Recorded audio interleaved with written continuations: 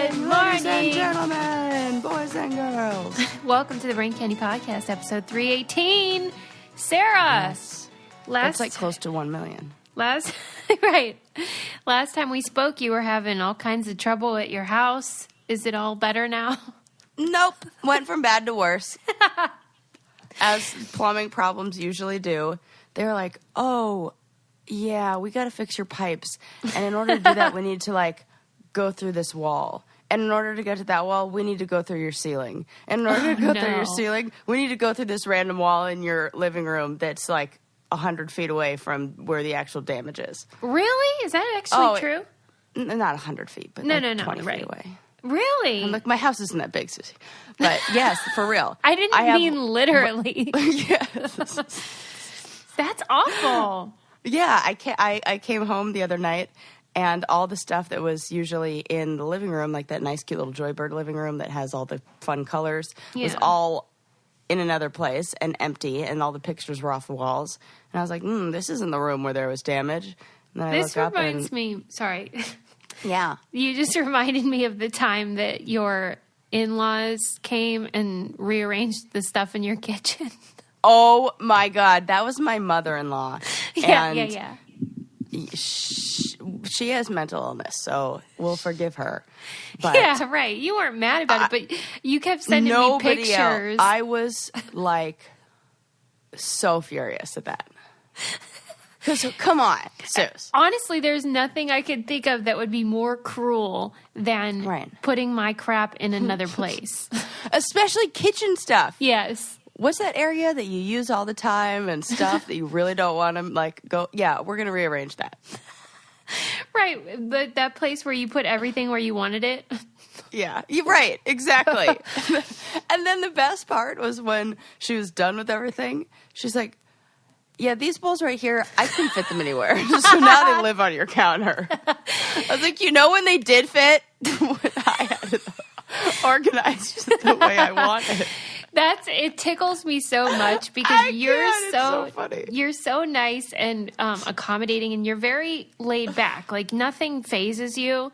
And that fascinates me because everything phases me. And so when the rare moment when you get fed up, it is hilarious. Sarah sent me 50 pictures of her kitchen showing me where her platters had been relocated. It was so frustrating. You know what's oh my God.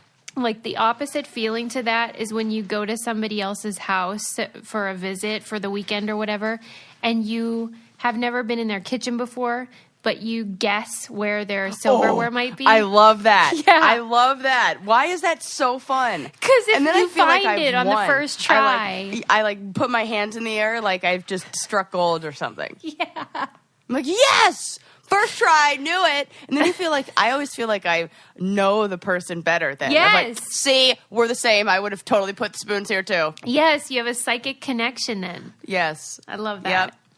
Yep.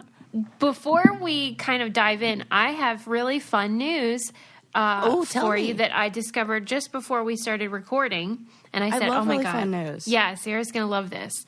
So I got a Google alert for my own name. And I opened it up, and the title was The 7 Best Podcasts to Help You Decompress After a Rough Day. Get out of town, Suze! Yes. I assume you're not on there alone. I am not. Inc.com, this guy named Jeffrey James made a little list of these shows that'll make your day better, and ours is under the category of Best Potpourri Podcast, meaning no certain topic.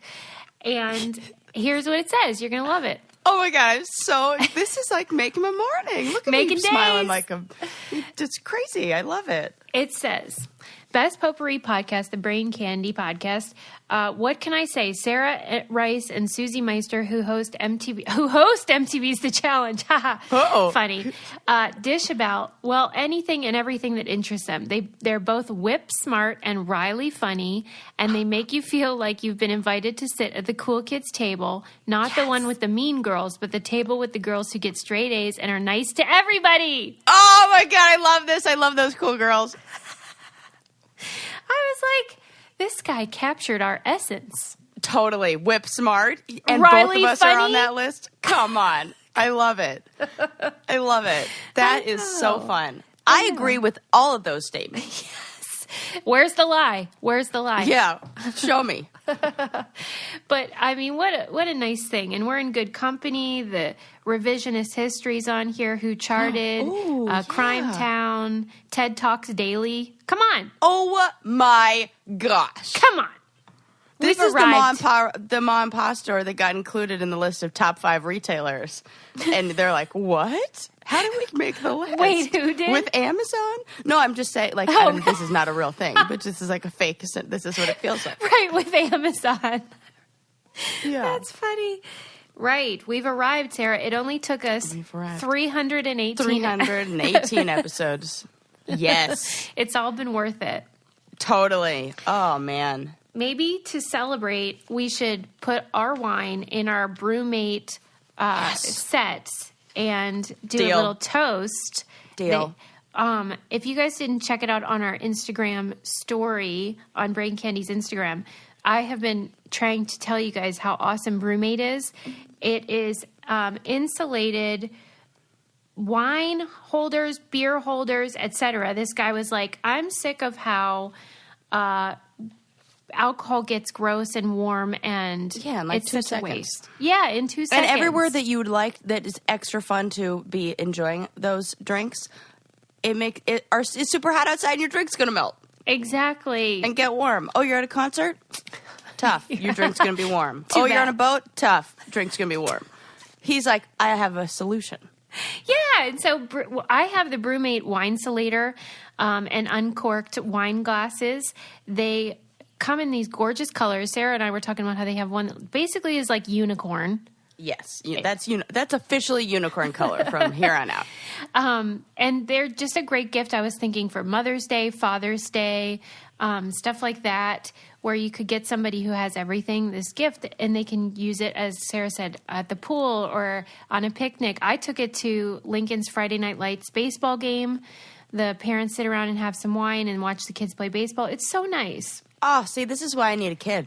That's why. See? Yep. Breeding Better and Brew excuse to Mate. drink. Yep. Don't settle for warm alcohol. Chill out with your favorite drinks all day long with Brew Mate. Visit brewmate.com and add code BRAINCANDY to get 15% off your first order. That's 15% off your first order when you go to brumate.com and add code BRAINCANDY for that discount. One of our listeners, Megan, she got her set and she says she's loving it. So that's great. Oh, good. Shout out to Megan. Shout out to Megan and all our little brainiacs that we love. Okay, so let's dive into the real stuff here. I have a story. Oh, yeah. You're You're going to love it. It's really fun. I love it. Okay, so as you saw, I think on my Instagram, Matt Neroni was in town. Yes. So I did excited. see that. Love that guy. Uh-huh. He is from Pittsburgh and one of my best friends. And so I was so excited when he was coming out for work. And so we had basically one day where, you know, I was like, just tell me what you want to do. Because he had never even been to California before. Whoa. Yeah. So it was super fun. I thought he was going to have this long list of, you know, touristy type stuff. Yeah. And all I don't know. He doesn't really strike That's me true. as like, That's it's true. not the Man Chinese Theater. Imagine. Right. What's the wax museum called? I forget. Madame Trousseau. Yeah, that's the one. No, he did not have that. He said, I want to go to In-N-Out, of course. Oh, good. Duh. Good choice. He wanted to go to Amoeba Records because he loves music too. Yes. And Nice. that was it. And I was Easy like... to please. Yeah. And so then after we completed that, which took like 2 seconds, he said he wanted to drive through the Hollywood Hills and just have a look. And then I was like, you know, you really can't leave LA without seeing a famous person. It's sacrilegious. Yeah. And I took him to Sunset Marquee. What, and you don't count? What? I said, and you don't count? Right. I do not. D-listers, Z-listers don't count. So I took him to Sunset Marquee, which is my favorite hotel in Hollywood. And I've never gone there and not seen a famous person. So I was just like, hopefully this will keep the trend going, right? Like, who have you seen there? Well, that was where I saw Penn from Penn and Teller. Oh, wow. Okay. Yeah. I saw somebody from One Direction there one time. Wow. Okay. Big time. I've seen so many people, actually. So anyway, we're at the bar, and I'll be damned if walking past wasn't Debbie Harry from Blondie. Wow! Which is such a good sighting, too. Yes. And oh, yeah. Here's where it gets hilarious. And I want to know your thoughts. Okay. She was wearing a Blondie t-shirt. Okay. What? I like it. Do you? I think you when you reach a certain Yeah. level of like music fame, Yes. if you've been inducted into the Hall of Fame, yeah, girl, you're allowed to wear your shirt. You wear that shirt. See, you are officially the same person as Adam, my husband now. Did he say the same thing? Literally the same argument. Oh, He's like, well, she's in the Hall of Fame. Oh my God, he even said that. Okay, we are literally the same. He's like, once you get in the Hall of Fame, you have to wear your own t-shirt. This is yes, I totally agree. It feels like, of course you do. Why though? What do you think it is? Oh, Like a middle finger to everyone? Kind of, yeah. I think so. And chances are good that shirt, well, maybe, I'm assuming hers was an original, but, you know. But a lot of times those Blondie shirts are sold at like Kohl's and Kmart. Target, yeah. You know? Right. And she's like, OG over here. Yeah. I mean, These holes are real. From where? She's so beautiful.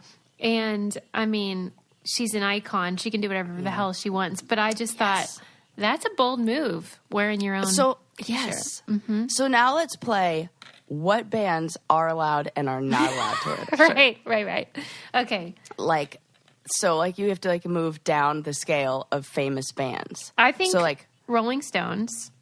Definitely allowed to. But now here's the question. Is Ariana Grande allowed to wear her own? Of course they're all allowed to. No way, you say. Okay, that's too new. She can't do that yet. Too soon. Oh, you know who definitely could, who I hope does? Cher. Oh, good one.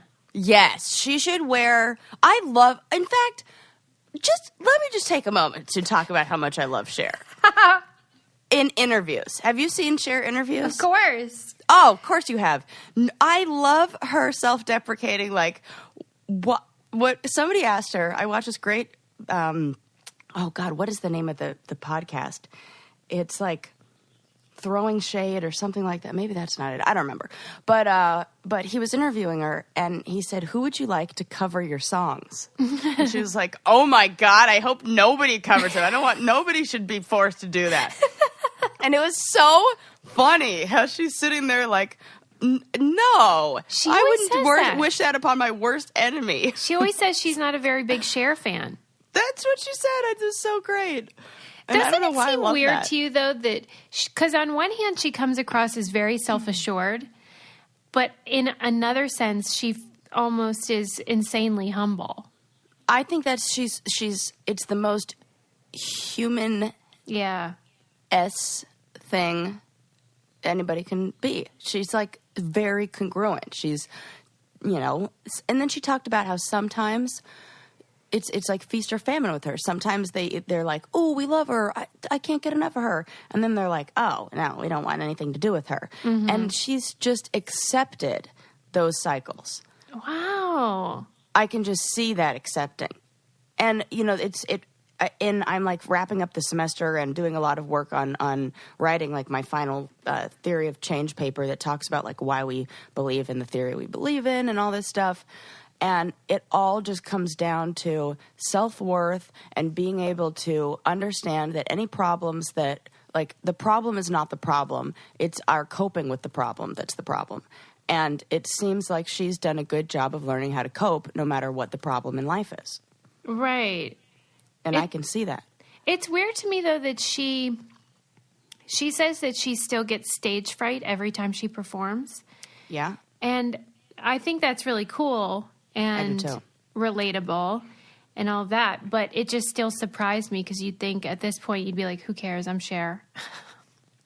Yeah, but I think those deep, it's just... No, I think anybody would get, no matter how many times you've done it, would get a little, if they're connected to themselves and they're present in the moment, then they recognize, oh, I'm a little nervous right now, and they're tuned into themselves. I think maybe you become so comfortable in whatever setting that you stop tuning into your own emotions. And maybe we're all a little nervous right before, or maybe every musician is a little nervous right before they go on stage, and that's a wonderful thing because they can translate that into, a good show. And You know who I don't think gets nervous but should? Who? Mariah. Oh, Carey? Yeah. Oh, the one and only. You know what? Right. Who else? You're probably right. She should. It's so funny you say her, because I was thinking about her the other day when I was thinking about stars or musicians as they age and as their career, moves on. And I think it was Ariana Grande I was thinking of like, I wonder where she's going to be in however many years. And I was just thinking about how I feel like Mariah Carey just took her stock plummeted, I suppose, is the nice way of putting it, but maybe not so nice. I mean, she's still a goddess and incredibly talented, but I think she kind of like started resting on her laurels, and then, your vocals deteriorate over time. It's just like any other muscle. But she was still like acting like everything was great when it wasn't. Right. And the dance moves, when they have videos of like her dancing and it's just like moving her hips a little and then the guy's just carrying her. I'm like, And then I see somebody like Tina Turner who's like, right. Going just ham wild and like doing her thing and is just crushing it and working it. I'm like, Mariah, you can do more. I kind of love that she doesn't care, though. Yeah, that's good. She's just like, whatever. She cares from November to December 31st or 25th, maybe. You're right. And we all care, too. We're real into it. Yeah, that was a shout-out to her Christmas song. Right. In case you missed that joke. Another thing I'm really into is keeping my invoices and my business totally organized, which is a lot easier to do for me now thanks to HoneyBook. I told you guys about it before. This is so great for anyone with a creative business and you don't want to focus on tedious administrative stuff, which I sure don't. And you have all these different things like QuickBooks, Google Suite, MailChimp that you have to keep track of. And HoneyBook lets you consolidate all those services and you can stay organized. You can make custom templates and all this stuff that makes your business not so much of drudgery. Over 75,000 photographers, designers, event professionals, and entrepreneurs have saved hundreds to thousands of hours a year thanks to HoneyBook. And right now, HoneyBook is offering our listeners 50% off their first year with promo code BRAINCANDY. Payment is flexible, and the promotion applies whether you pay monthly or annually. Go to honeybook.com and use promo code BRAINCANDY for 50% off your first year. Get paid faster and work smarter with honeybook.com, promo code BRAINCANDY. I love organization. It's like the equivalent of a label maker. Oh, God. Speaking of which, my label maker's out of batteries. It's really bugging me. I did that thing. Where you search through every single thing in the house that also has AA batteries to try to steal, or AAA to try to steal them and replace them. But I've already played that game like 4 times, so all of them are dead. What were you trying to label? I was it was when my in-laws were here, and everybody because Landon's dad works for Mac and or Apple, and everybody has all the same stuff, and everybody kept taking other people's headphones and I was like, this is enough. So I got out my label maker and I was labeling everything like Sarah SP or LP or, I could see that label maker like smoke start coming out of it from all the totally. It was like that. Yes. It's like I can't do anymore. I can't label anything. You know that meme of Kermit the Frog using the typewriter? Yes. That's how I picture you with the label. That's exactly what I was like. And then I turned into like panic and I'm like, I gotta print this. And I couldn't find any of the batteries. So I'm like going through the Christmas candles and they're taking out the batteries out. Now I'm enjoying this very much. But you know what? I ended up, since the label maker didn't work, I landed on that washi tape. What? Oh yeah, that works. Because I had that in different colors, and then I went crazy with that. So now everything that I own is blue, washi taped. and everything everybody else owns is a different color. Does everyone get an assigned color? Well, in this one time. It's not like permanent assignment. They're Maybe free it should to change be. it. I like Maybe it. it should be. Like, what are you doing with your yellow label? You know you're pink. By the way, I just am sipping a cup of tea right now, and it happens to be like an herbal tea that's meant to like get things cooking in your insides. Oh yeah, Which Smooth I guess, move? yeah, which I guess I is know it. like the equivalent of those ones that people sell on Instagram. Is it? Oh yeah, yeah. Is it the Yeah. same?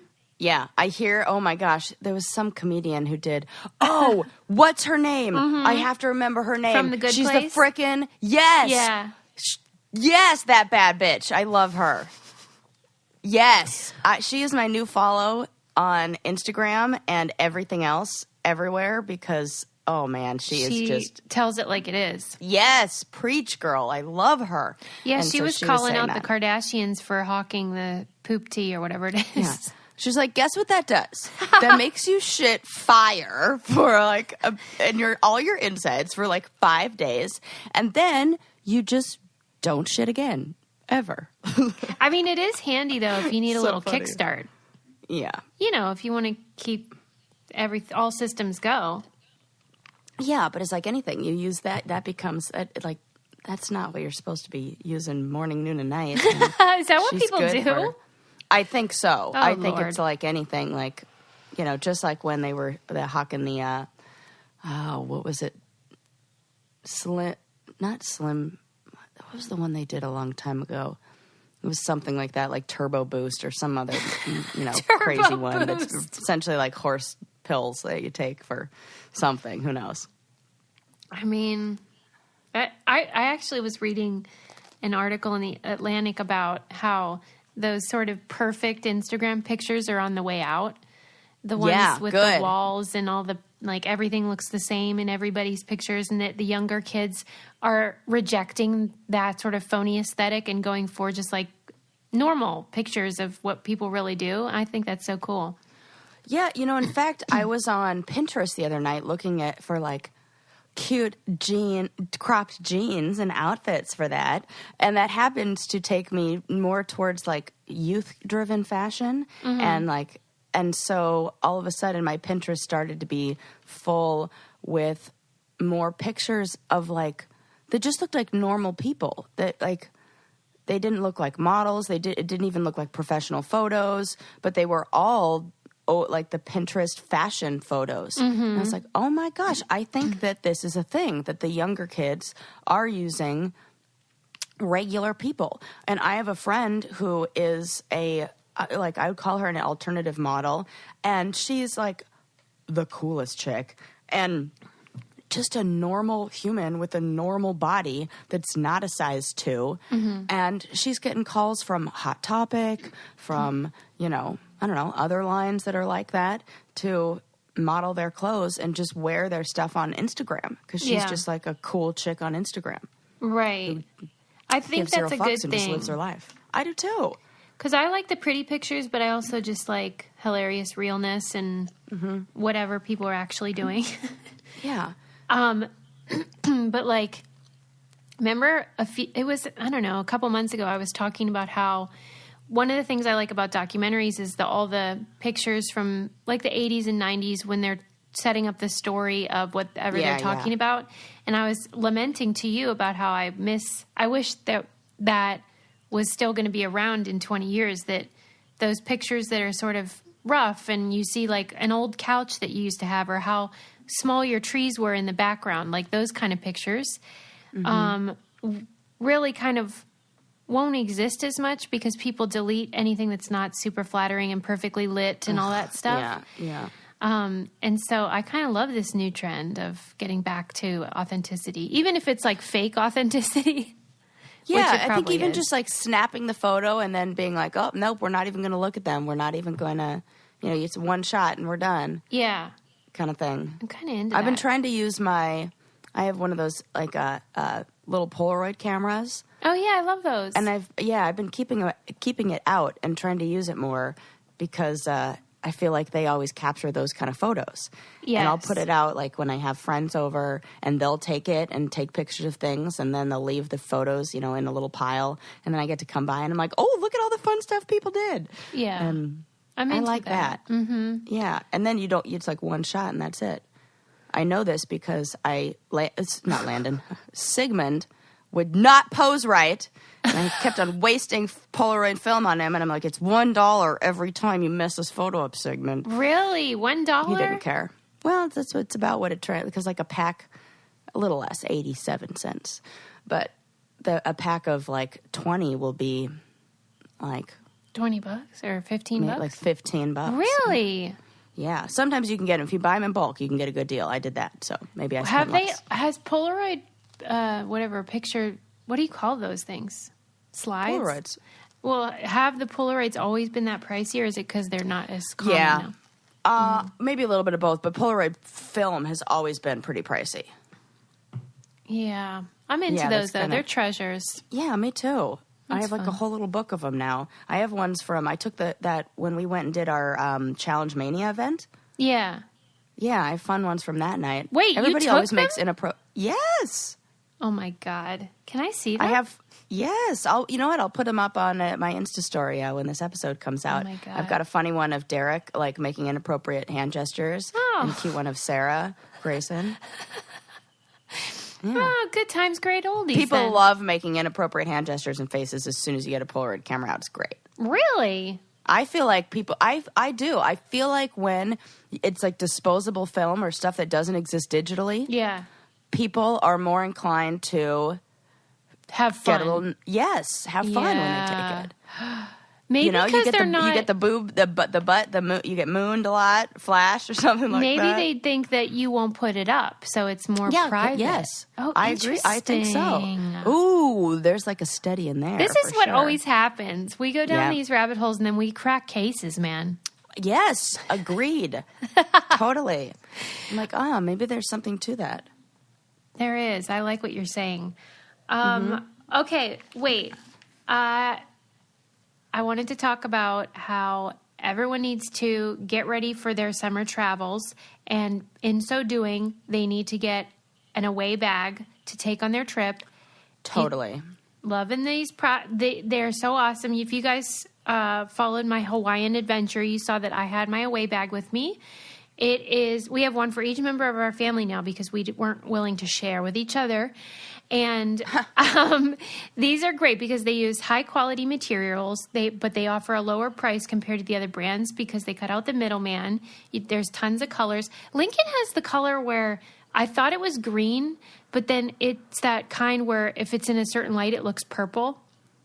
Oh, it's like a peacock. Yes. I love that color. Me Ooh, it used to be too. my favorite nail polish color. Yes, that's what it's like. It's like a nail polish. And I just thought, Totally. and of course, Lincoln's super into that. So that's fun. But it also is able to charge his iPad when we're traveling or our phones, anything like that, because there's a USB port built right into it. There's a lifetime warranty. If anything breaks, they'll fix it or replace it for life. They have a 100-day trial, so you can travel with it, Instagram it, whatever. And if you decide it's not for you, return it all for a full refund, no question asked. Free shipping on your away order within the lower 48 states. And for $20 off a suitcase, visit awaytravel.com/braincandy20 and use promo code braincandy20 during checkout. That's $20 off a suitcase. Visit awaytravel.com/braincandy20 and use our code braincandy20 during checkout. You will love it. I love mine. I promise you. And you can return it if you don't like it. So what's the risk there? We have to talk about the update about the Jinx. Did you read this? No. Oh my God. I love an update. Lay it on me. Yes. I love an update. Yes. Oh my gosh. And now I'm getting nervous. This is totally, I think you're going to my be God. really fascinated because this relates to this. This relates to what we deal with regards to reality TV and editing and all that stuff.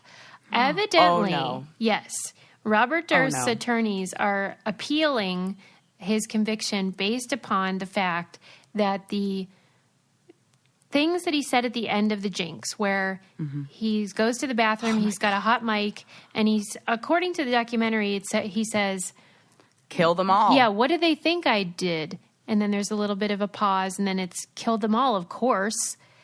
And oh my God. According to his attorneys, this was edited and put in an order that wasn't how it actually was, and that he spoke in that bathroom to himself for 7 minutes. And it was mostly inaudible, unintelligible, didn't make sense, like kind of just rambling and weirdness. And then they kind of put it together so that it seemed like he was saying he did it and it's obvious and now he's been caught. Oh my God. This is one of those things where an attempt to use whatever information you're provided for like good to catch this guy of like, we can do it. Yeah. If you don't follow the exact, like the letter of the law and exactly how it's done, and you make one little mistake or you do anything that this could be overturned and he could absolutely walk free. Can you imagine? I think that's going to happen.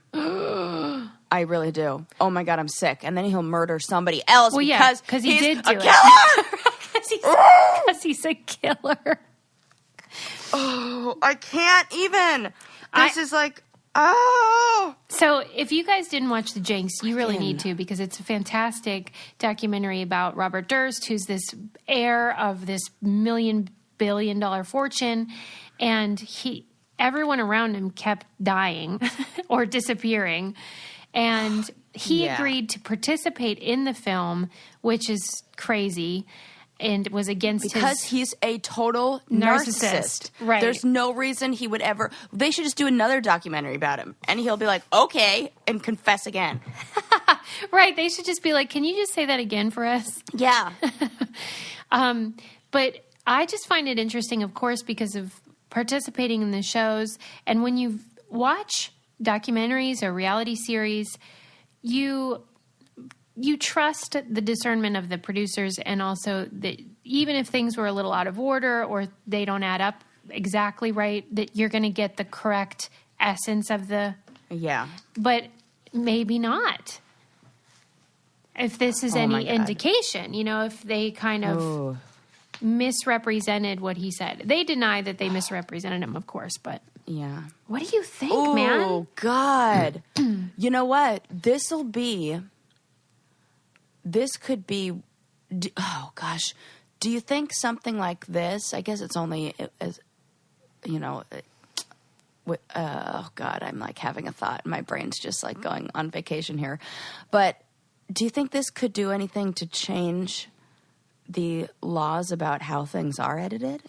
I don't know if it will change how things are edited, but I think it certainly ought to make them think, how about in the first trial we get the actual full audio and transcripts? Yeah. What the hell? No joke. That they didn't do that? Right. That's what I'm saying. Like, who was in charge of this? That doesn't look good for the other side. Like, maybe they're, see, this kind of shit. Guys, does Law and Order teach you nothing? Does that mean nothing to you? I don't know. I just feel like they were saying that when you read it too, even like, it doesn't, you have to actually hear it, because there was a big gap between him saying, what did they think? Whatever. It was just out of order and misrepresented. I mean, he so obviously did it. I know. It's so obvious. Could you imagine 5 people around you die? Right. You're the last person to see them all too. How are you not the one who killed them? Well, and remember how the envelope that they matched his handwriting. With the misspelled word. Beverly, right. Right. That is the biggest. For sure. Oh, come on. Yeah. Were they able to use that? Yeah. Okay, because you can't try to, guilty. Okay, please, God, please make this not one of those things where, like. Maybe it'll be, like, deemed a mistrial or however they handle that, and then they can redo it. I know that Double Jeopardy's complicated, but. That's what'll probably end up, I feel like that'll, That'll be... Ooh. Maybe that doesn't work once you've been convicted. You can only do a mistrial during. I don't know. That's what makes me nervous, because this is how those kind of things happen, where they're like... Yeah, but they only happen to white people. I know. That is what I was going to say. Ugh. I'm like, yeah, it must be nice for him to be a white guy. With millions of dollars. Right. Yeah. Oh, my God. So that's a bummer. But anyway, I knew you'd be into it. Oh, I am really into that. Damn. I mean, he's an example of someone... Because for me, sometimes I'm like, are they a psychopath or are they whatever? Oh, I mean, for me, he's a pretty textbook situation. I mean, when I saw just I think it was like a still from the documentary of him, his eyes don't look like regular human eyes to me. Right, like, they look black. Yes. Like it looks like there is a darkness living inside of him. Yeah. And I can honestly say I've never noticed that in any other human before. Oh, wow. Not that I can remember, but his stand out as, I'm sure maybe I have, but oh my God. I mean, that sounds like woo-woo, but really, if you think about when you meet somebody that sparkles and has charisma, whatever the opposite of that is. Yes. That could be a thing. Yeah, it absolutely is. And that we are all... like vibes and energy, and to say that we're not is just silly. Science is catching up to this. You know, this is a real thing, and I feel like when someone gives you the creeps, everyone has those moments. Totally, it's the same thing. It's got to be similar to how like dogs. There are people where they just are like, I don't like them. You know? Yeah. Do you think? And they just know there's something it's like to a that? smell. Yes, I do. I think there's some sort of like hormone or some sort of something that we secrete that's like trouble's brewing. Yeah. I mean, that makes sense to me. Who knows? Right. There was a fun article the other day in the New Yorker about this guy whose toddler, whose 3-year-old. You know how when you try to open an iPad and if you use the wrong password too many times, it keeps locking it? Oh, yeah. So he got to his iPad and the guy said it said on it, iPad is disabled. Try again in 25 million minutes. And, oh, my God. So it's like 48 years. That's great. Why does it say that? Because like it's cumulative and keeps compounding on itself. Oh my gosh, they tried it so many times. Yeah. And I just think it's so funny because I don't think that that's true for the new iPads, but for those old ones, it's, kind of a mess. He's like, 45 years, we won't even have computers by then. Right? And it was really cute. And it did make me think about... He was saying that this scenario and its ridiculousness satisfied the low-grade anxieties we all have about that we're rarely more than a few clicks away from becoming captive to the technology we love. Yeah. I just think that's so... Because it's just a fun anecdote, but then he ended it with this bigger idea of how we all have this anxiety all the time. But... speaking of that kind of stuff, I was thinking I'm just going to, delete my Facebook. Do it. I think I'm going to. Because what is the point? And now it, freaks me out when websites are like, I want to connect you with your Facebook. And I'm like, no. I am not into it. Yeah, keep the public page, but that personal one, shutting it down. For sure. That's why I'm so glad that I deleted every single thing from my entire Facebook page, because then it's not even there. I deleted every post, every bit of anything, and then there's nothing to see. And I do know now how long that took you, because I tried to go and I was like, whoa, this will take too long. I'll just delete the whole thing. Yeah. I mean, it's just a mess. So anyway, that article that I said was from the New Yorker, and I want to encourage you guys to try that New Yorker deal that we have. Yes. What are you waiting for? Have you know. not done that already? What the heck? What are you waiting for? It's rude. Come on. Get that tote. The New Yorker represents the best writing in America today, and they have stuff about every topic you can imagine, whether it's politics, comedy, climate change, pop culture, art, and then, of course, the cartoons and the crosswords. Who doesn't love that? And other topics you have never even knew you were interested in. Like Sarah always talks about the one about the bees and the what was that? Cherry trees. Yeah, the cherry factory. Yep. But love that one. This is such a fun deal because it is so cheap and great. They are offering our listeners 12 weeks of The New Yorker for just $6. Plus, you get that tote. Go to newyorker.com/braincandy and listeners save 50%, but enter Brain Candy as well at checkout.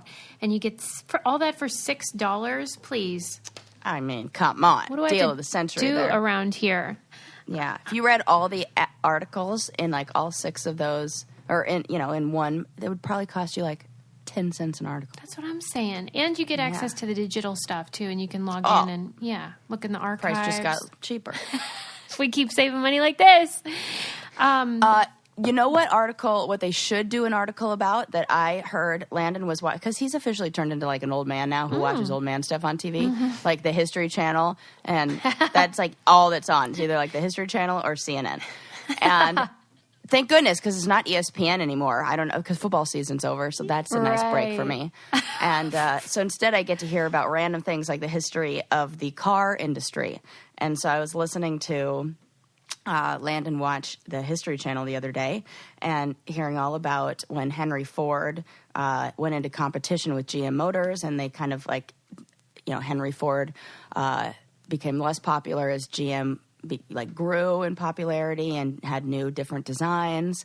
And I didn't know this, like the Model T was the same design for like it's almost its entire existence. Like they didn't change design. And GM was the first company to go, I think a person's car is also like a status symbol, and we can make different models at different price ranges and also change them every year. And just like you change your wardrobe, they thought of it as like something just like a wardrobe, that it would be reflective of your style and who you were and your identity. And they took advantage of that, and that became like the standard. Wow. But one of the things that I was most fascinated by, which I think you will love, because I was like, quick, Landon, text me that information so I don't forget it for the podcast. And he did. Henry Ford, one of the things he really didn't like, he was a very religious guy. And there was, I can't remember who said this quote. I want to say it was like, I can't remember who said it. But they said more babies were made in the back seats of cars during that time than, ever before. And this made Henry Ford go, oh, no, no, no. And he did not like it. Like at the time, the car was like that thing where parents were like, oh my gosh, this is going to ruin our kids. They're fornicating. This is the devil's work. And so Henry Ford's response was to shorten the back seat so that you couldn't get down to business in there. Shut up. Right? Isn't that crazy? Oh, my God. I loved that fact. I was like, write that down. Bad news, Henry. We still can. Right. That's what I said. I was like, when there's a will, there's a way, Henry. How much room do you think I come on, need? buddy. You just made it more fun to try. Can you believe that? He was like, no, no, no. We can have none of this. Shorten those back seats. No hanky-panky. Up. Yep. And the kids were like, Henry. We're going with GM. Oh. What an With their idiot. big old back seats. Wow. Yep. Oh, I love that, story. Sarah. Thank you. You are welcome. The funny thing is when I just said he's an idiot, I, in my mind was laughing about how, he's obviously not. He's a brilliant inventor. But it reminded me of how I wanted to tell you that I keep becoming aware of whether I or someone else uses the term genius and how it's almost never about a woman. Oh. I'm now going to become aware of this too. Yeah. Listen for when you hear that word and hear who they're talking about. I guarantee you it won't be a woman. Okay. The thing that made me think of it was the Einstein story we did. They don't say that. Right? Even about I Oprah, feel like there for are example. other things. Or, it's like, yeah. it's more about, oh, she's so charismatic or she's so charming, but it's not, she's a genius and an amazing businesswoman. Oh my gosh. I can't think of any woman that I can associate that that word with. Even actual so geniuses. Right. I'm thinking, yeah, for real. I'm like, okay, Mariah Carey, we didn't say that. We don't say that. Right. Right. So You know the other term that's on the other side, I'm sure I've said this before, but it's like a positive but so gendered, is the term battle axe for a woman. Oh, you were just telling me this. That is never used for a man. I am intrigued by that because I don't hear that word a lot, but I think it's because I'm not really in the business setting where I think that word gets thrown around more. Uh-huh. And do you think it's kind of like the word hysterical, where it's just used for one and not the other? Like just for men or just for women, not for men? Yeah. Yeah, I do. I've never heard it used by the men in businesses or women about a man. Never. Why do you think that is, though? How did it get to be about a woman? I don't know. And now now where does the term battle axe come from? I am. Where's that now. Kermit the Frog meme again? Type. Click. That's so funny to me. Yep. Yeah, I'm going to own it, though. Like, I want to be a battle axe. Yeah, that's badass. I want to be one, but don't you dare call me that. Well, yeah, we can call each other that only. Right, we're allowed to. It's like any other slur. You can only use it about yourself or your people. That's real funny. Oh, man. Yeah, I'm going to start throwing around genius more about ladies. She is a genius. Yeah. Yeah. I don't know. Yeah. I have a bit of trivia that shocked me. Yes. I'm going to give you a chance to guess. I love guessing. If you had to guess what the largest source of single-use plastics is, and it's not straws. Oh, that was my first guess. Okay. Yeah. Single-use plastic. Yeah. All right. Is it something related to packaging? No. Okay. It Not makes no packaging. sense. It's shocking to me. Single-use plastic. I would say, man, my instincts are like Ziploc baggies. It is cigarette butts. Oh, they're plastic. I guess, like the filter? I don't know. Yeah, I always thought they were like cotton or something, but obviously not.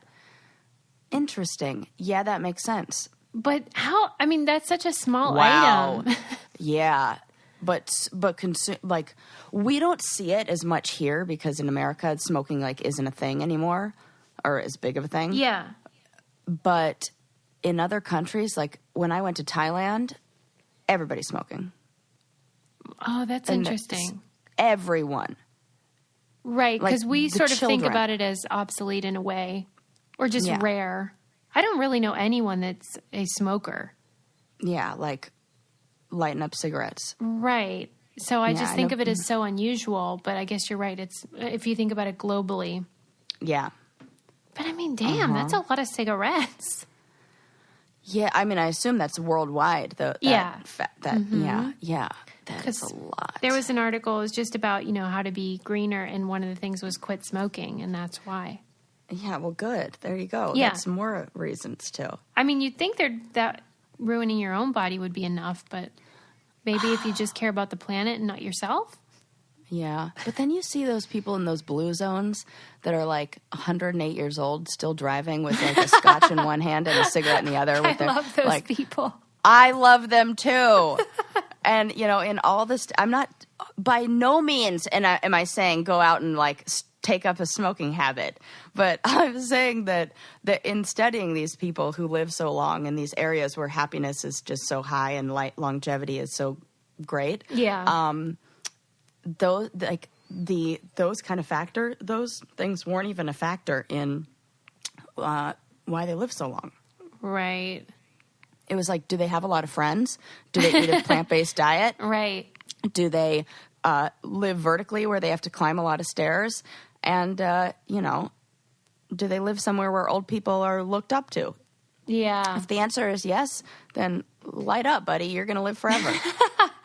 I felt like that about my dad before he died. It was like he had done everything in his power to die early and then didn't really. I mean, he was in his mid 70s, which is still too young, but like, you know, considering what he did to himself, we were all like, how is he still alive?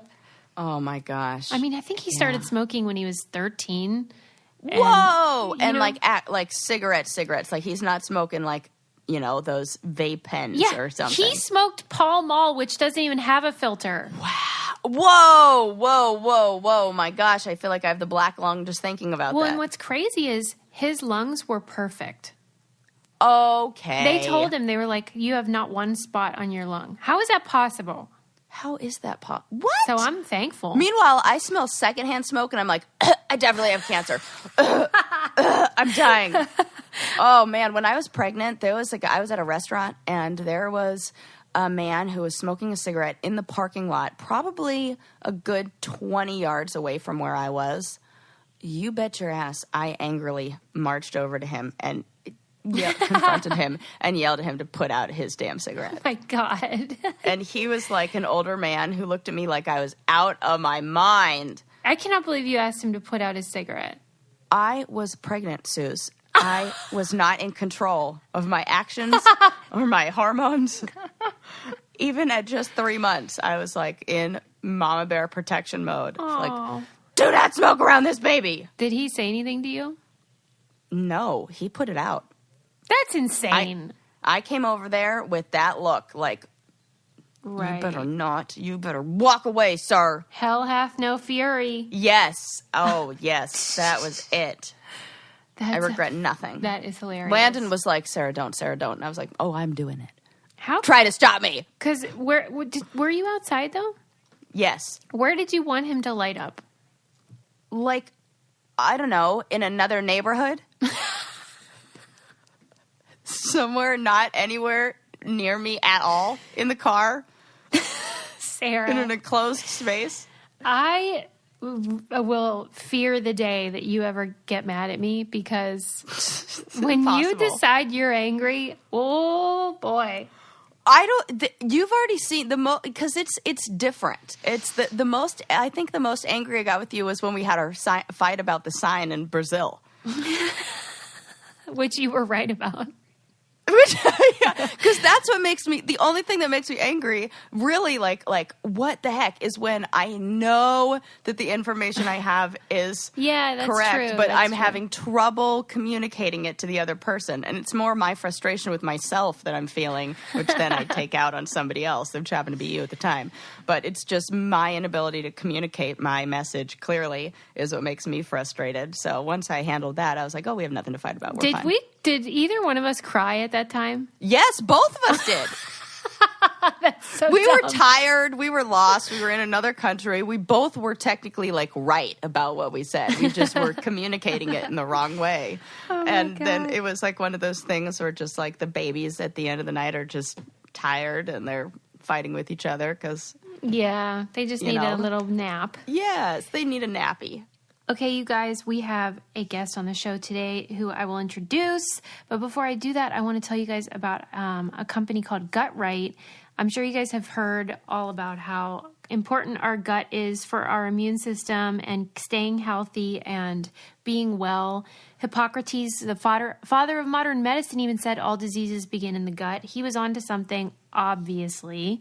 I know a lot of people have issues with their immune system and their body. And for a lot of people, getting those, whatever the heck is cooking inside your gut, all balanced and healthy is critical. And so Gut Right is helping people to do that by replacing the missing modbiotics in our diet. Just like a multivitamin can replace missing vitamins, modbiotics kill off the bad gut bugs. And I want to get rid of the bad gut bugs. So we have a deal for you guys today. Get your gut right. Visit atpscience.com/getgutright and get 20% off your first order plus free shipping when you use coupon code BRAINCANDY at checkout. Offer limited to the first 100 customers to use the promo code. Again, that's atpscience.com/getgutright for 20% off your first order plus free shipping, and it's limited to 100 uses. So go use that code Brain Candy and get your gut right, get your body all balanced and happy, and your tummy will thank you. And we have a guest, and we've actually had Janna King on the program before. She was promoting at that time the Seasonaires, which ended up being one of our book club choices from that month. And now she has a follow-up to that book called Malibu Bluff. And it's really fun read because it's a juicy, sort of, sexy novel, great beach read, but there's always like drama. And she explores ideas about influencer culture and reality TV and all that, like kind of being your own brand, which is weird and creepy. And so she does a great job of unpacking that, but keeping it very dishy and soapy and delicious. And also she wanted everyone to know that her daughter Izzy has a band called Jane Doe, and she wants people to check that out as well. What She's a great super fun. band name. Right? I love it too. Seems like a badass. And that would be a cool band shirt. Yeah, we should send one to Debbie Harry. Yeah. Oh, Debbie there Harry you go. would love Jane Doe. She totally would. If you want to check out some new music from another badass bitch, that's Jane Doe. And then if you check out Janna King's book, Malibu Bluff, you will love it for your summer vacation. So let's have a chat with Janna King. Welcome. Hi, Susie. How are you? I'm so happy you're having me back. I just can't believe, though, because I was like, didn't she just write a book? And how do you have another one? The heck? I do have another one. Yeah, it happened kind of quickly, but they're related, so it's okay. Well, are you a speedy writer? I am a fairly speedy writer, yeah. I mean, I just from working on scripts, too, you just learn to write on a pretty quick deadline, so... I'm pretty fast. Well, so we had you on to talk about the Seasonaires last year, and then now we're talking about Malibu Bluff, but that's a Seasonaires book as well. And so at what point did you realize there was going to be a follow-up to the Seasonaires? I think that from the start, I knew that it was going to be a series, and have different Seasonaires every summer with some returning Seasonaires. Mm-hmm. And so I pretty much knew in the beginning, and I really knew from the start what the second book was going to be. It was something that was definitely on my mind when the concept first gelled. And does that come naturally to you, where you have a big understanding, like an overview of what the whole story is going to be?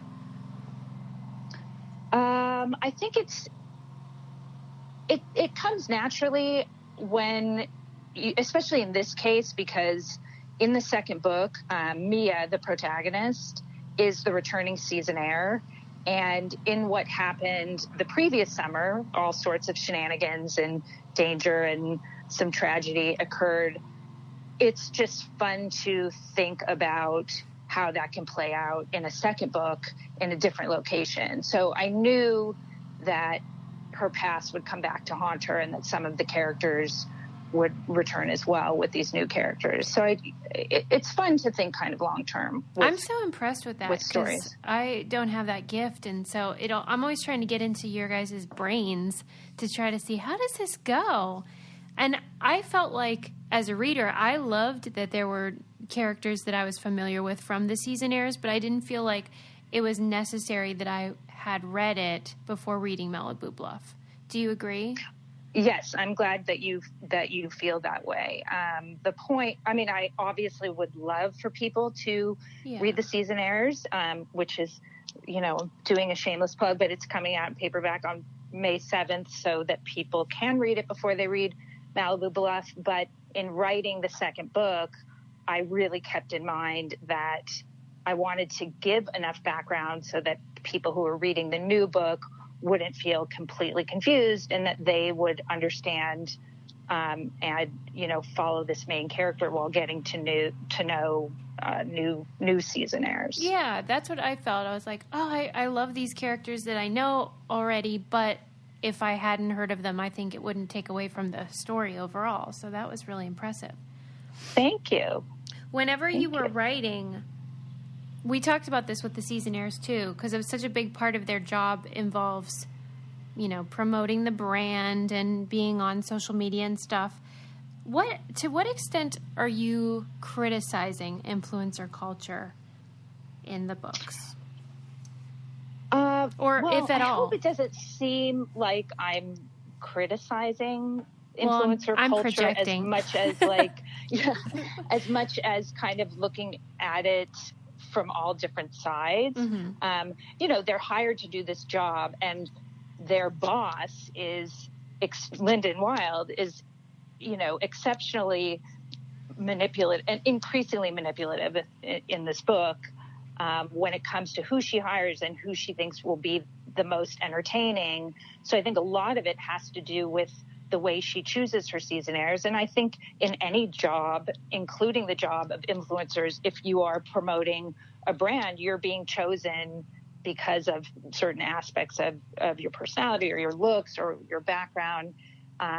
So I think it's not on, completely on influencers, but I do think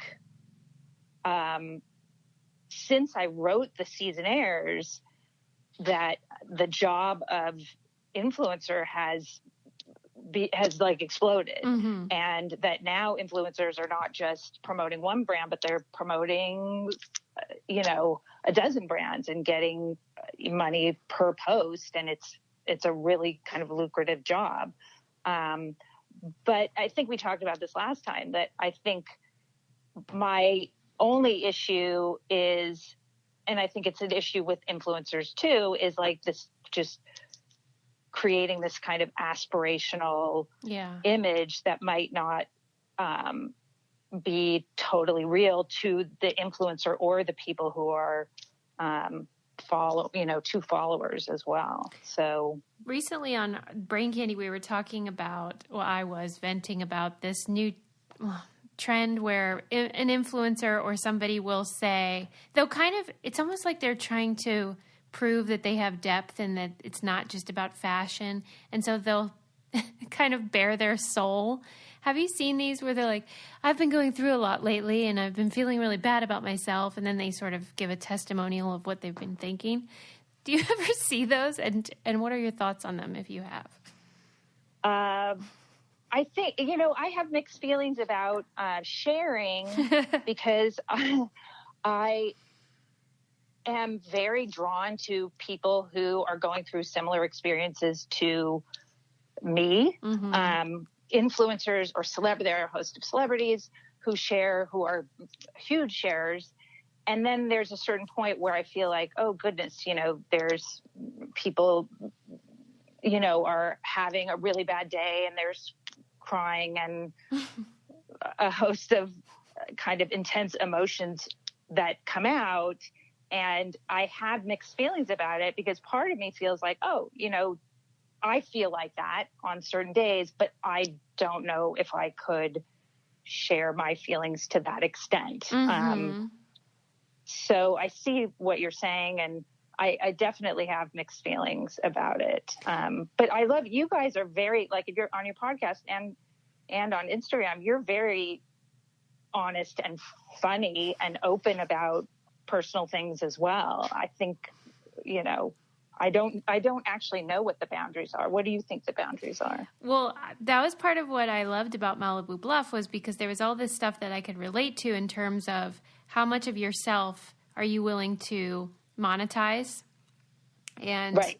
They now in the seasonaire house, they have cameras and, are being asked to reveal a lot about just who they are day to day.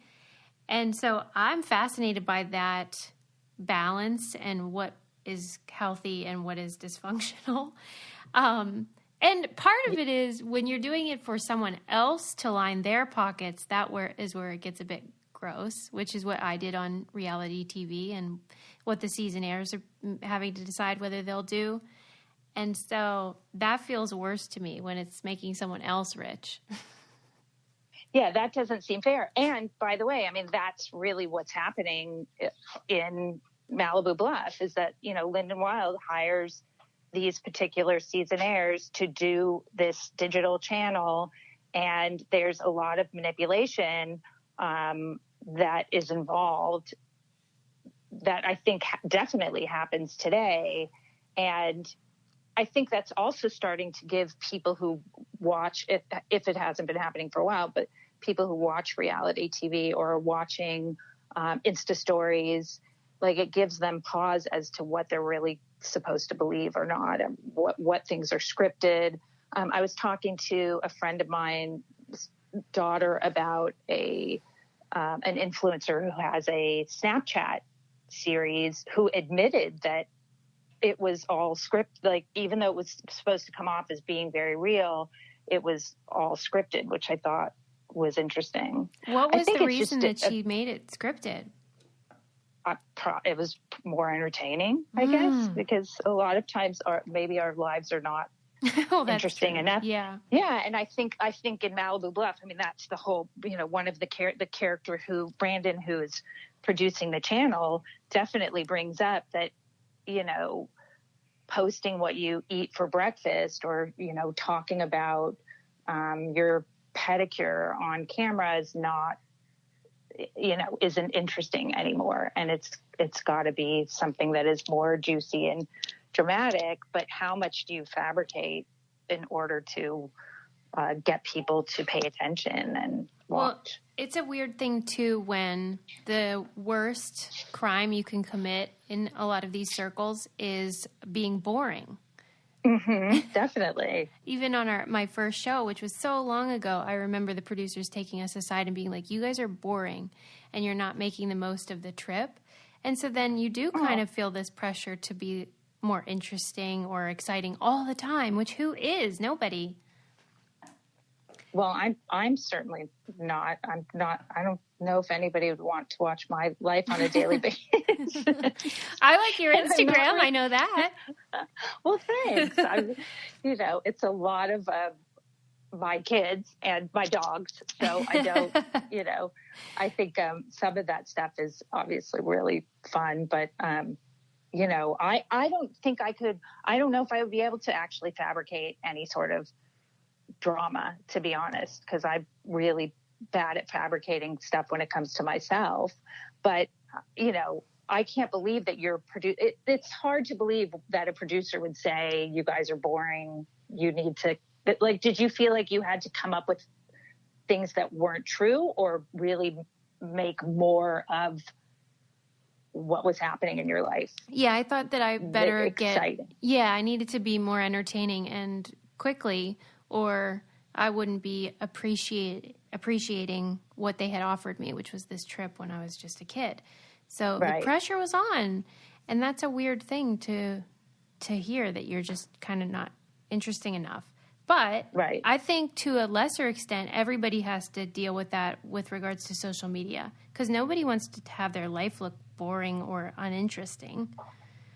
So even if you're not an influencer or a reality person, I think a lot of people think, is this picture cool enough, or am I doing enough fun stuff to put on there? I don't know. Is that just me?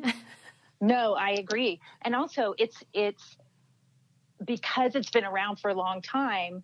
How do you create new stories? If your life is the same, like you're not traveling. I do follow a lot of travel Instagrammers that are taking amazing trips. Although I have heard, and I don't know if you've heard, that there was somebody did it and they were photoshopping in locations. No and way. And the locations weren't real. But for the most part, you know, these people are traveling, and that's incredibly amazing, you know, on a daily basis. But for a lot of us, you know, we're doing the same thing, you know, most of the time. And so how do you, when you've been on Instagram for a long time, how do you make it more entertaining or humorous? And I also have like mixed feelings where I'm concerned, whether like I don't own a brush, but do I actually brush my hair for an Instagram? Like, that's not how I would normally do it. I walk around all day and I don't really brush my hair, but do I do it for my Instagram? Is that really me? Or, do you filter or not? How real? Yeah. What is the truth? Exactly. That's not exactly clear. I always laugh whenever people use the hashtag no filter when, like, for example, if the Kardashians do, because, right. Maybe you don't have a filter on, but you have had a lot of surgery. And so that's a filter of its own, I suppose. Right. Or, you've had somebody do your makeup and you're using a professional photographer to lighting. take 100 photos to put up. And those are, frankly, they're really great posts to look at. Absolutely. And I wouldn't not look at them. Heck no. But it's definitely a different kind of way to present yourself on social media. Well, I'm for all the filters. I need them all. But when I think you look great, and I like your outfits are very cute. You're so nice. Instagram. You're the best. You're my hype person. I have a question about Mia. Yes. So I really like the main character, Mia, and she grapples with a lot of stuff, but she tends to be thoughtful with her choices, whether I agree with them or not. And I'm wondering how you because I think she doesn't want to compromise her values, but she has financial needs and, she wants to be successful. So I was curious how you grappled with that idea of Mia deciding whether to maybe compromise her values to get ahead in her career, etc. I think she struggled with it in the first book, and she struggles with it even more in the second book, because coming back for a second summer after everything she went through during the first summer, already seemed like a mistake. But she is in a pretty difficult situation financially. And she also, has this dream of becoming a fashion designer and has goals that she wants to meet, and feels like there still might be a way to do that through this particular job. But I think a lot of the book is about, choices that she made the previous summer that have come back to haunt her during this summer. Right. And she still continues to have to make difficult choices that I think she's grappling with what the right answer is. I think a lot of constantly, people have to. And constantly feeling like if she should even be there, I think. Right. Well, and I feel like that as a reader too. There's always a sense of, how is she going to do in this environment, and how is it going to play out? Which is the best thing for a story, when the reader's like, what's going to happen? And I am always rooting for her and hoping things go her way. Do you feel like... and I also think she struggles with, like, do I want to be the buzzkill of the group? And right. She has a tendency to be the one who's the voice of reason, which is, by the way, not always the most entertaining and exciting. And I think she struggles with that too, being the person that is trying to make right choices while, doing the job she's been hired to do in an entertaining way, Well, and I think that's so relatable to the millennials that might read it, and also will understand the idea of a civilizing force, as you said, isn't always, going to be the funnest person in the group. Right. Exactly. And the bad guy kind of sometimes will get ahead, like Presley, her sort of, I don't know, enemy, kind of, frenemy. Yes, frenemy. Sometimes Presley gets things that are great, even though she's not a very nice person all the time. No. And also, by the way, just as a writer, like, those characters are very fun to write. I love why? writing. Tell me why. I just do. Like it's fun to write, people who just say what they want to say and do what they want to do, and they come first and are really quite honest about the fact that, that's who they are as a person. And oftentimes, even villains, I think writers will say villains are really fun to write because they're dark side characters, and it's really interesting and compelling to get into the mind of, somebody who is darker and more manipulative or vengeful in a particular way. I mean, that's, one of the things I love about writing those characters, those darker characters. I don't like painting generations with a broad brush, but I'm curious what you feel about millennials and younger people after embodying them for both books, Seasonaires and Malibu Bluff.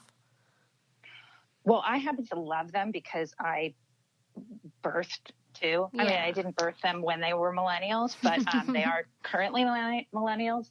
And those that I know, their friends are all really wonderful people and interesting people. Mm-hmm. I think right now,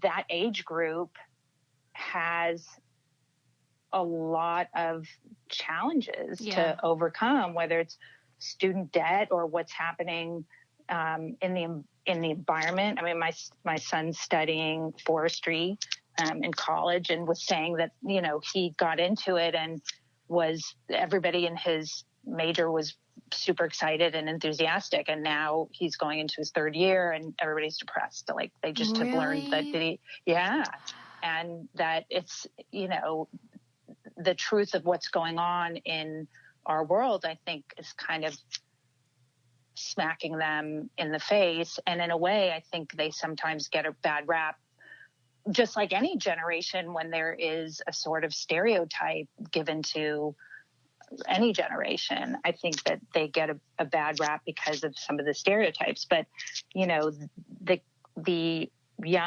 younger people that I know in that age group are all very thoughtful, interesting people that have a lot to grapple with when it comes to their futures, and trying to kind of follow their dreams. But, and like I said, in any generation, there are people that are going to make that generation look not so great. Well, right. And we didn't exactly set them up for success. I mean, exactly. We kind of screwed them over and now they got to sort it out. Agreed. 100%. Yeah. Okay. So what do you think people will love about Malibu Bluff? I know what I love about it, but I want to hear what you think. I think first of all, it is, at its most basic is, hopefully a juicy, fun beach read that, when you're on vacation or you're relaxing or it's the weekend, that it's a great book to dive into and that you'll just enjoy it for what it is, because it's high drama. It's a thriller. So I hope people find it fun. For me, also, it takes place in Los Angeles and, all across Los Angeles. And I'm born and raised here. So that was fun for me to kind of re-explore my city, my hometown, and write about that and characters who had never been to LA or Malibu before. So that was really fun too, to be able to paint a picture of this, place that I've lived my whole life. So I think that's another part of the book that I hope that people will enjoy. And also, like any book that's kind of an ensemble piece, you hope that different readers will identify with different characters and root for different characters, or, hate different characters, and just have some sort of connection to different personalities. Yeah, that's what I loved. I love getting to know all the characters or getting to know them more. And also the questions about content and social media and branding and the ways that we are influenced and participate in it, whether we are posting or just consuming it. I think it's so interesting. And it's just a fun read, like you said. It can either be just fun and just something to read while you're on vacation and get some juicy drama, or I feel like there's a lot to think about, too, in terms of the way we all live our lives. So I just love it. Oh, I'm so glad. Thank you so much. And yeah, I really hope people get it, the opportunity to look at those obviously more serious topics as well. And there were other areas that I wanted to sort of examine as well, like grief and guilt and, deeper emotional sort of issues that I wanted to look at. So, it hopefully is juicy and fun, but has, some depth and pathos to it. I'm hoping. And what is the plan? Is your summer going to be consumed with are you going on a book tour? Or are you just going to hang around here? What's your plan?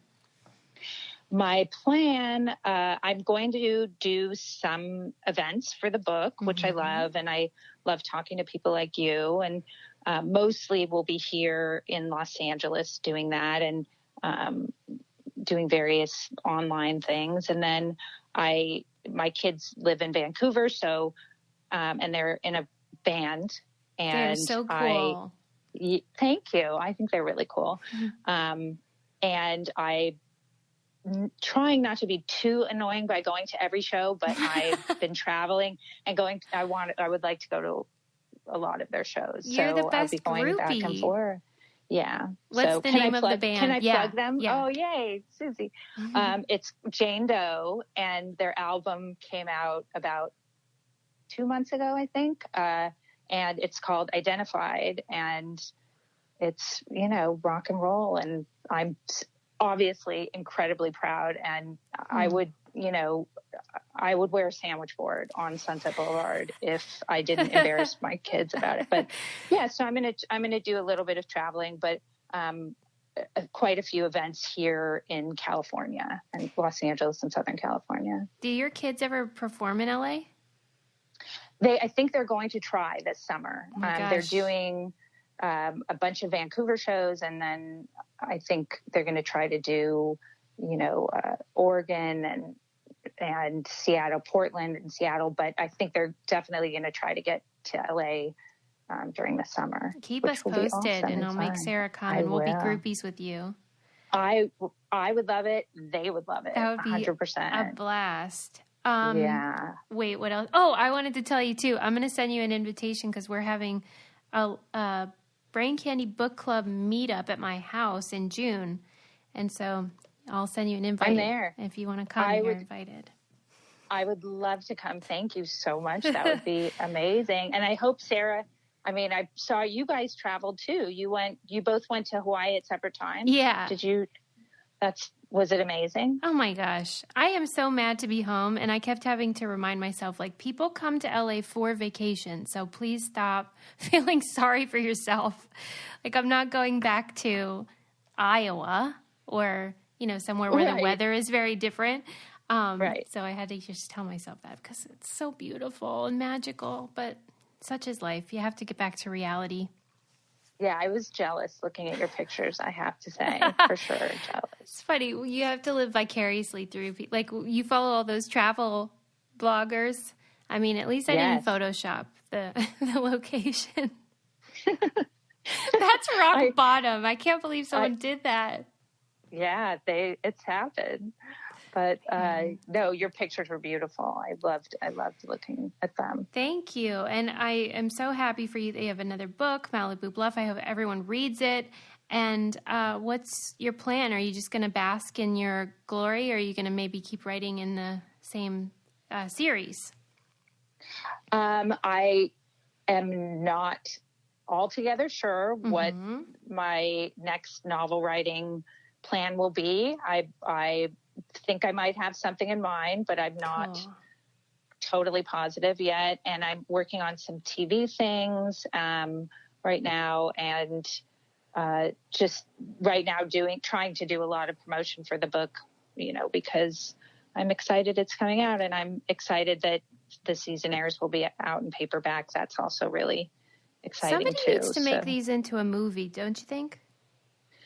It would make such a good movie. Maybe that will happen. I don't know. Fingers crossed. You never know. You'll be the first to know when I find out about that. Yes. All right. I'll cross my fingers and hope for the best. And you're off the hook. I just want everyone to read the book, and I'll just keep singing your praises. Thank you. And I look forward to seeing you in June at your event. That will be super fun. Okay. It's a date. I'll send you the info. Okay. Say hi to Sarah for me. Okay. Thank you so much. Okay. I'll talk to you soon. Okay. Bye. Bye.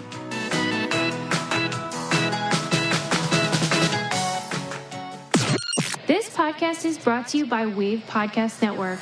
Check out all of our shows, including the Brain Candy Podcast, I Don't Get It, Coffee Convos, and Let's Talk About It.